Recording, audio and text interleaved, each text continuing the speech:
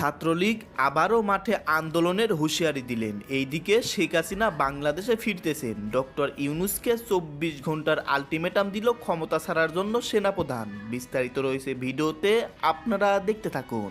Match start.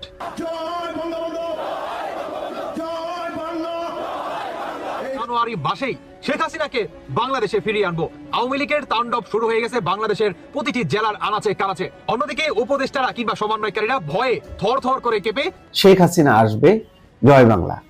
July ঘোষণাপত্র চূড়ান্ত করতে বৃহস্পতিবার সর্বদলীয় বৈঠক হবে। উপদেষ্টা মাহফুজ আলম জানাচ্ছেন, এখন কর্মীদের মধ্যে যে স্পৃহা জেগেছে, ডু অর ডাই, যখন দল ডাক দিবে তখন নামবে। এখন যেহেতু দেওয়ালে পিঠ থেকে গেছে, নেত্রী ডাক দিবে ডু অর ডাই, রাজপথে নেমে। Match start.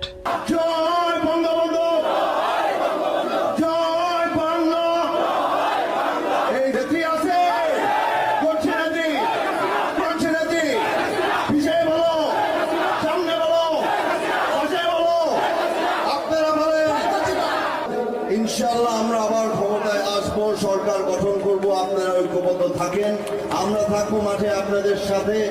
যা ভুল হয়েছে ভুলে যান। অন্যদিকে শেখ তন্ময় তিনি আরো জানান, জানুয়ারি মাসেই শেখ হাসিনাকে বাংলাদেশে ফিরিয়ে আনবো। আওয়ামী লীগের তাণ্ডব শুরু হয়ে গেছে বাংলাদেশের প্রতিটি জেলার আনাচে কানাচে। অন্যদিকে উপদেষ্টারা কিংবা সমন্বয়কারীরা ভয়ে থর থর করে কেঁপে বর্তমান এক একটা পীরের মুরিদ হওয়ার জন্য ব্যাকুল হয়ে গেছে। আজকে ছিল জামায়াতের কাছে, কালকে যাচ্ছে চরমনায়ের কাছে। একে একে সমস্ত সমন্বয়কারীরা কিংবা উপদেষ্টারাও বুঝে গেছে যে শেখ হাসিনা আসার সময় হয়ে গেছে, কারণ আমরা তো বাটপাড়ি করে ক্ষমতায় বসছি। হযরত আবু বকর সিদ্দিক রাদিয়াল্লাহু তাআলার উত্তরসূরি, আমরা ওমর রাদিয়াল্লাহু তাআলার উত্তরসূরি, আমরা আল্লাহর সিরাজি রাদিয়াল্লাহু তাআলার উত্তরসূরি। অন্যদিকে শেখ তন্ময় তিনি আরো জানান, শেখ হাসিনাকেই আস্থা এবং শেখ হাসিনাকেই এই জানুয়ারি মাসেই দেশে ফেরাবো। কেন বললেন এই জানুয়ারি মাসেই শেখ হাসিনাকে শেখ তন্ময় দেশে ফেরাবে?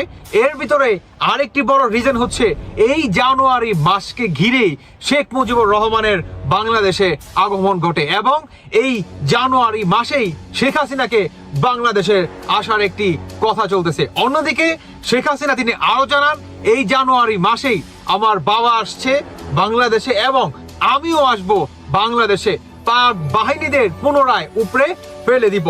অন্যদিকে বাংলাদেশের সাধারণ জনগণ তাদের একটাই বক্তব্য, আগের সরকারই ভালো ছিল। শুধু এটাই না, বিদেশে এবং যুক্তরাষ্ট্র সহ সমস্ত জায়গায় আওয়ামী লীগের স্লোগান হচ্ছে এবং বাংলাদেশের প্রতিটি জেলার আনাচে কানাচে আওয়ামী লীগের স্লোগান হচ্ছে।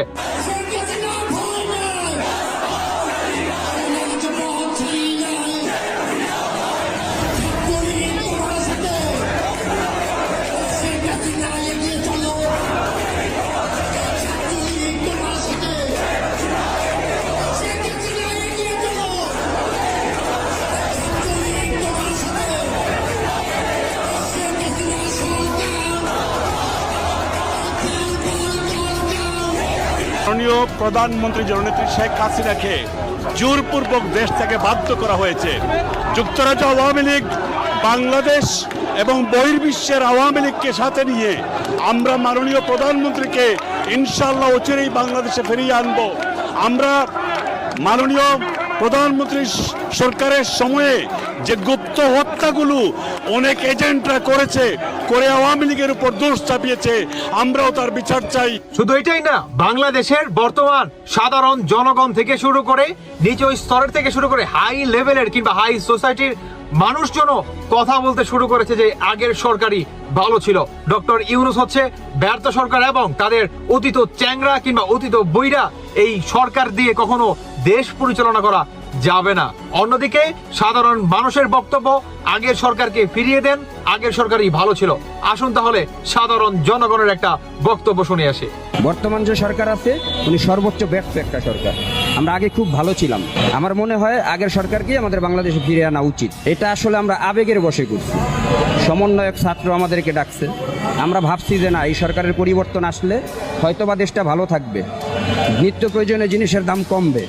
আসলে এরকম কিছুই হয়নি বাংলাদেশে, এখন আরো জিনিসের দাম ঊর্ধ্বমুখী। আসলে আমরা এটা বুঝতে পারি নাই। সমন্বয়কদের নেতৃত্বে বাংলাদেশে আন্দোলন হয়েছে, কয়জন সমন্বয়ক একটা ইটের আঘাত খাইছে? সাধারণ ছাত্র মারা গেছে, গুলিবিদ্ধ হয়েছে, চোখ গেছে, হাত গেছে, পাও গেছে, তাদের চিকিৎসাটাও হইতেছে না। দেখেন তারাও কিন্তু এই যে দাঁড়ে দাঁড়ে ঘুরতেছে, সমন্বয়কদের দেখাও পাচ্ছে না। এখন যারা মূল নেতৃত্বে ছিল তারা কিন্তু ফুলে ফেসে কলা, মানে আঙ্গুল ফুলে কলা গাছ, তারা খুব ভালো আছে। কেউ উপদেষ্টা, কেউ বড় সমন্বয়ক, বিশাল টাকার মালিক, কিন্তু যেই লোকগুলা পাও হারাইছে, চোখ হারাইছে, তাদের কোনো খবর নাই, তাদের খবর তারা কেউ রাখে না। চিকিৎসাটাও হচ্ছে না টাকার অভাবে। আগে যে সরকারটা ছিল, আইনের যে শাসনটা ছিল বাংলাদেশে, আপনিই দেখেন আইনের শাসন বাংলাদেশে আছে। হত্যা, রাহাজানি, ছিনতাই, মানে চাঁদাবাজি, পুরো বাংলাদেশটা ভরে গেছে।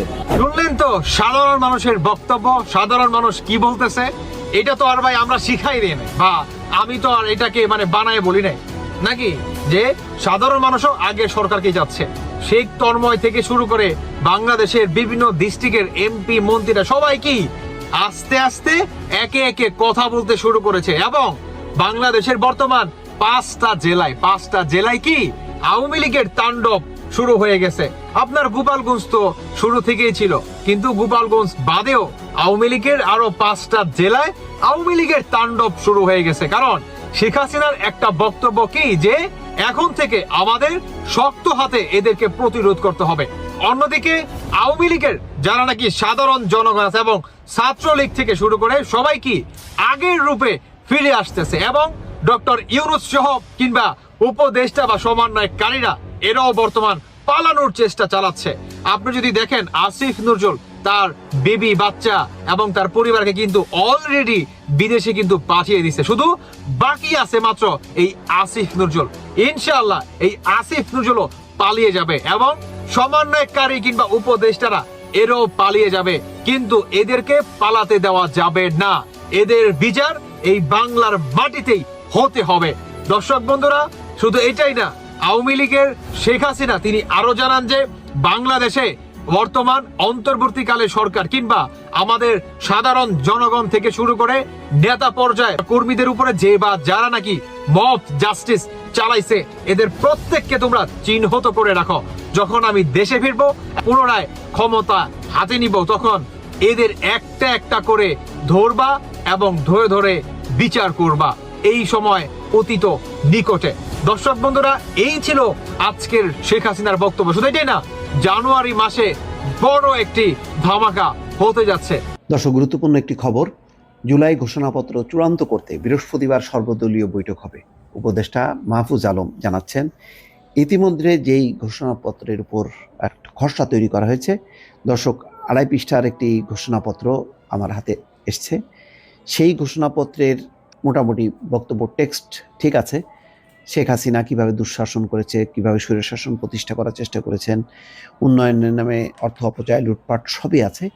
কিন্তু শুরুতে এবং শেষের যেই বক্তব্য, সেই বক্তব্যে আশা ধারণা করি যে এটি নিয়ে আপত্তি হতে পারে। আপনাদেরকে একটু বলি, কিছু অংশ পড়ে শোনাই।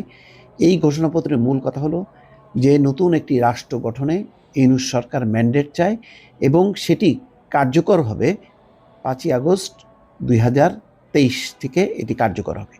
অর্থাৎ এই ম্যান্ডেটের উপর ভিত্তি করে ইউনূস সরকার চলতে চায় এবং সে তার রাষ্ট্র পুনর্গঠন করতে চায়। তার মধ্যে আছে 72-এর সংবিধান সংশোধন অথবা বাতিল, দুটি ক্ষমতাই পাইতে চায়। সব দলের একটা সমঝোতা বা ঐকমত্য নিয়ে এই ক্ষমতাটা নিতে চায় ইউনূস সরকার বা অন্তর্বর্তী সরকার, যাতে তারা সেগুলি বাস্তবায়ন করতে পারে। এখানে শুরুতে যেই বক্তব্যটা গুরুত্বপূর্ণ, সেখানে বলা হচ্ছে যে প্রথমেই বলা আছে যে যেহেতু এই ভূখণ্ডের মানুষ স্বাধীনতা অর্জনের জন্য যুগের পর যুগ সংগ্রাম করেছিল, এর ধারাবাহিকতায় পাকিস্তান আন্দোলনের মাধ্যমে ব্রিটিশ ঔপনিবেশিক শাসন থেকে 1947 সালে স্বাধীনতা অর্জন করেছিল। যেহেতু এই ভূখণ্ডের মানুষ দীর্ঘ 23 বছর পাকিস্তানের শাসকদের বঞ্চনা ও শোষণের বিরুদ্ধে রুখে দাঁড়িয়েছিল এবং নির্বিচার গণহত্যার বিরুদ্ধে গণপ্রতিরোধ করে 1971 সালে রক্তক্ষয়ী জনযুদ্ধের মাধ্যমে বাংলাদেশ স্বাধীন হয়েছিল। কেন এখানে মুক্তিযুদ্ধ কথাটা লেখা হলো না বুঝলাম না, এটা জনযুদ্ধ টার্মটা ইউজ করা হচ্ছে। যাই হোক, যেহেতু স্বাধীন বাংলাদেশ 1972 সালের সংবিধান স্বাধীনতা যুদ্ধে শহীদ এবং অংশগ্রহণকারী লক্ষ লক্ষ মানুষের মতামত ও প্রত্যাশাকে প্রতিফলন করতে ব্যর্থ হয়েছিল এবং গণতন্ত্র ও রাষ্ট্রীয় প্রতিষ্ঠানগুলোকে ব্যর্থ করার পথ সুগম করেছিল। সেই কারণেই নানান এরপর থেকে একের পর এক অরাজকতা। এই কথাটা বলার পর যেটি দাঁড়াচ্ছে, 2.5 পৃষ্ঠার এই ঘোষণাপত্রের শেষের যে অংশ, আমরা এই ঘোষণা করিলাম যে 1972 এবং 1/11 কালে 1/11 কালে রাজনৈতিক বন্দোবস্তের পরিবর্তন ঘটানোর আমাদের একটি নতুন জনতন্ত্র ব্র্যাকেটে রিপাবলিক প্রয়োজন, যা রাষ্ট্রের সকল ধরনের নিপীড়ন, শোষণ, বৈষম্যের অবসান ঘটাবে এবং এদেশের তরুণ সমাজের প্রত্যাশাকে ধারণ করবে।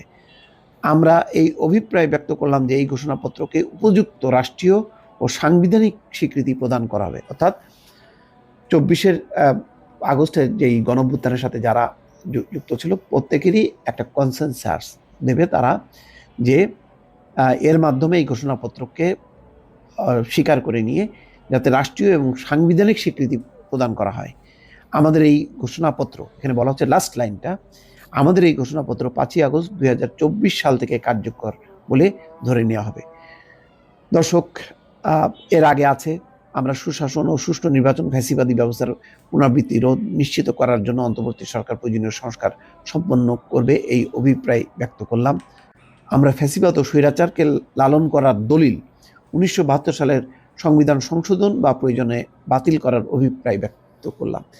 দর্শক, আমার ধারণা যে বিএনপি সহ কয়েকটি রাজনৈতিক দল এই যে 72-এর সংবিধান সেটি বাতিল বা সংশোধন, এই ম্যান্ডেটটা অন্তর্বর্তী সরকারকে দেয়া, অথবা নতুন একটি যে রিপাবলিক জনতন্ত্র মানে অর্থাৎ নতুন একটি রাষ্ট্র গঠনের যেই ক্ষমতা, তার লক্ষ্যে যে প্রয়োজনীয় সংশোধন, পরিবর্ধন এই ক্ষমতাটা আমার ধারণা যে বিএনপি দিতে চাইবে না। তারা যেটি বলছে, আজকে স্থায়ী কমিটির যেই বৈঠকের খুব তড়িঘড়ি করে স্থায়ী কমিটির বৈঠক হয়েছে এবং সেই বৈঠকের ফলাফলও মির্জা ফখরুল ইসলাম আলমগীর বলেছে পরিষ্কারভাবে যে তারা মনে করে জুলাই আগস্টের মধ্যেই নির্বাচন দরকার। নির্বাচিত সরকার, নির্বাচিত সংসদ পরবর্তী সময়ের বা বর্তমান অভ্যুত্থান, জুলাইয়ের অভ্যুত্থান, 71-এর মুক্তিযুদ্ধ, এই চেতনাকে ধারণ করে লালন করে তারা নতুন সংবিধান প্রণয়ন করবে বা পরিবর্তন করবে, সংশোধন করবে, অথবা যেই রাষ্ট্রের যে সংস্কারের প্রস্তাবগুলো আসছে সেগুলি বাস্তবায়ন করবে। সেই কারণে তারা যেটি বলছে যে এখন অন্তর্বর্তী সরকারের মূল কাজই হচ্ছে অন্য সব কিছু বাদ দিয়ে একটি নতুন জাতীয় সংসদ নির্বাচন অনুষ্ঠিত করা।